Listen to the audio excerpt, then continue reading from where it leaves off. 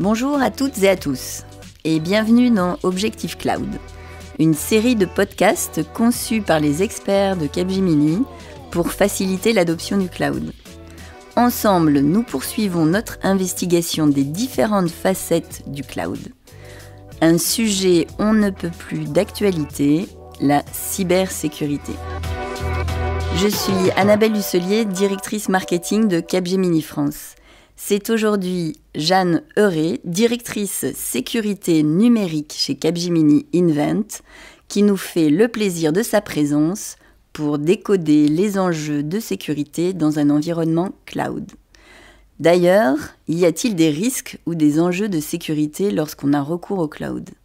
Bonjour Jeanne, est-ce que tu peux, avant de commencer à développer, te présenter ? Oui, bien sûr. Bonjour, merci beaucoup. Jeanne Heuré, donc je viens plutôt du monde des sciences politiques et des affaires européennes, ce qui m'a amenée à Bruxelles pendant un certain temps où je travaillais sur les sujets de sécurité et défense européenne, et petit à petit le mot cybersécurité, cyberdéfense devenait un vrai sujet, et donc j'ai baigné depuis ce temps-là dans ce milieu. Je suis arrivée chez Capgemini Invent il y a 6 ans et depuis, on a développé avec l'équipe toute l'offre autour de la sécurité numérique. Merci. Donc les clouders aujourd'hui vantent la sécurité de leurs offres et de leurs services. Est-ce que c'est une réalité ? Est-ce que nos clients sont confiants sur la cybersécurité de ces offres ? C'est vrai qu'il y a une peur un peu viscérale quand on expose des données potentiellement critiques ou des applications potentiellement critiques sur le cloud. Parce que traditionnellement, les organisations construisaient un réseau d'entreprises dans lequel elles mettaient leurs données, elles mettaient des murs partout autour et il y avait une sensation que chez nous, c'était bien gardé, c'était bien protégé, qu'on en portait la responsabilité. À partir du moment où on sort ça et on met ça sur un cloud, on a un peu l'impression de donner accès à quelqu'un d'autre potentiellement à ces ressources critiques. Donc ça fait un peu peur de le faire.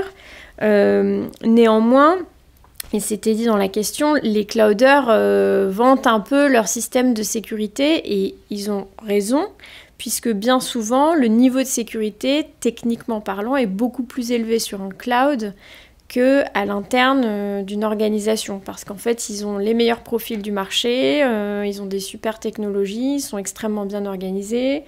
Donc, opérationnellement, il n'y a pas de crainte à avoir sur le fait ou sur le niveau de sécurité d'un cloud provider. Donc, pas d'obstacle. Est-ce à dire qu'on peut aller les yeux fermés dans le cloud ? Alors, les yeux fermés, c'est sûr que non, parce qu'il y a quand même une grosse partie qui reste à la main de l'entreprise ou de l'organisation qui veut faire son move to cloud. C'est hyper important de se poser des questions et de maîtriser tous les risques qui sont associés à un move to cloud, de clarifier avec le provider les rôles et responsabilités, notamment en cas d'incident ou de cyberattaque, et puis d'une manière générale, de maîtriser un peu la criticité de ces assets, de se poser la question de ce qu'on veut migrer vers le cloud ou pas, et de mettre en place un peu tout le dispositif de sécurité qui va bien.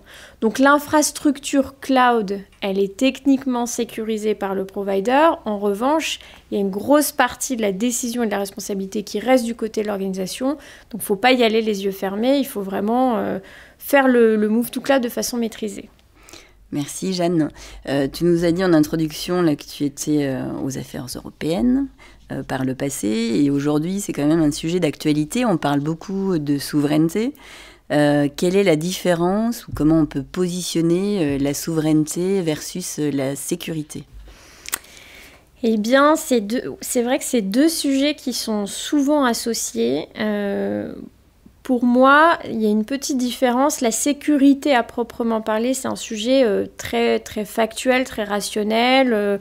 On veut protéger la confidentialité, l'intégrité, la disponibilité de données. Donc ça fait appel à des mesures organisationnelles et opérationnelles à mettre en place.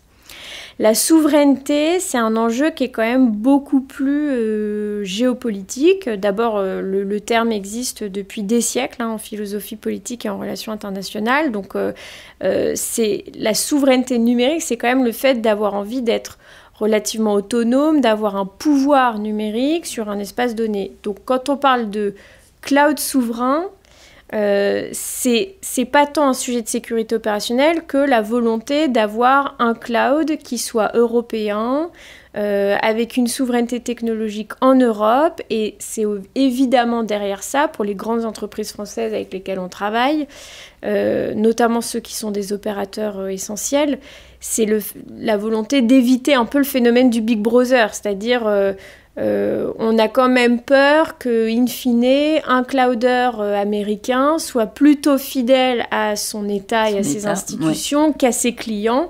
Et donc, pour des raisons internationales, ils puissent partager ou donner accès à un certain nombre de données critiques.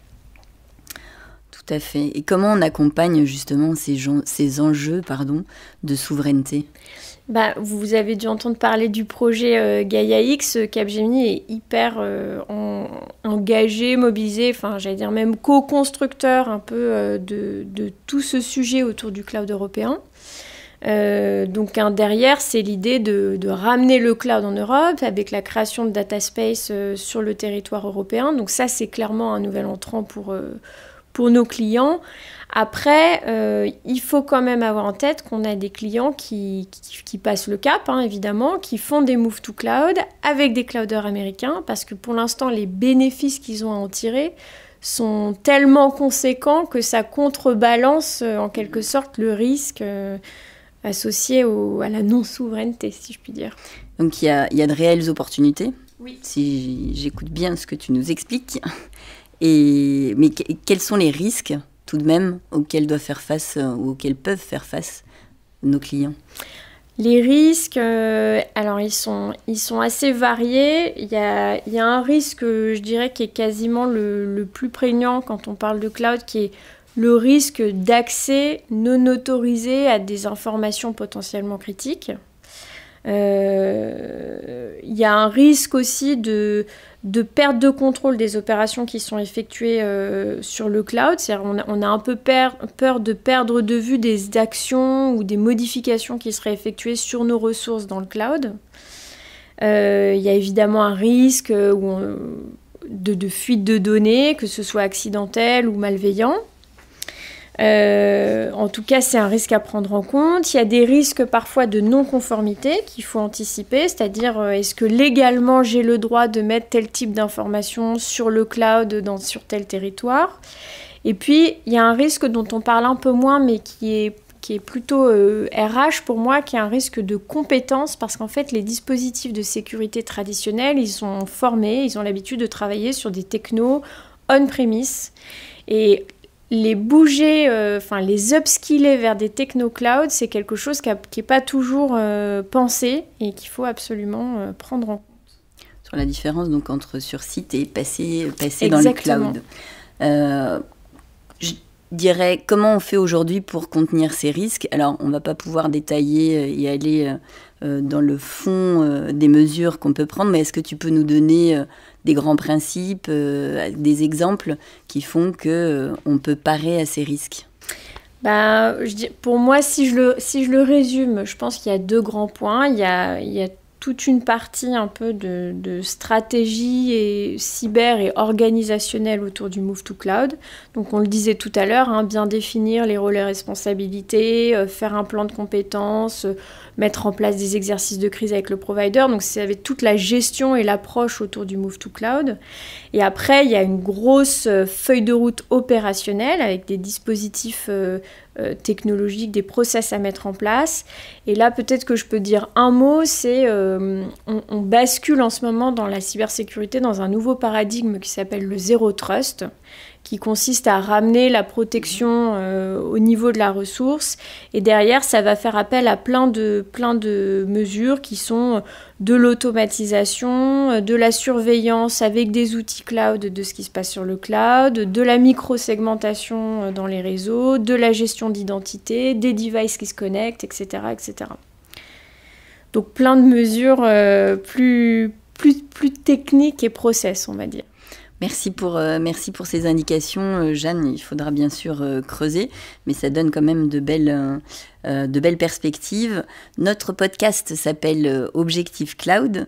Quel est ton objectif professionnel ou personnel pour 2021 ?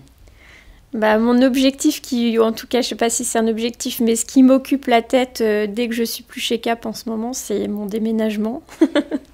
Je viens d'acheter un appartement et je dois dire que dès que j'ai 10 minutes, je fais l'aller-retour sur le chantier. Donc, on va dire que mon objectif, c'est de finir ce déménagement et de l'aménager.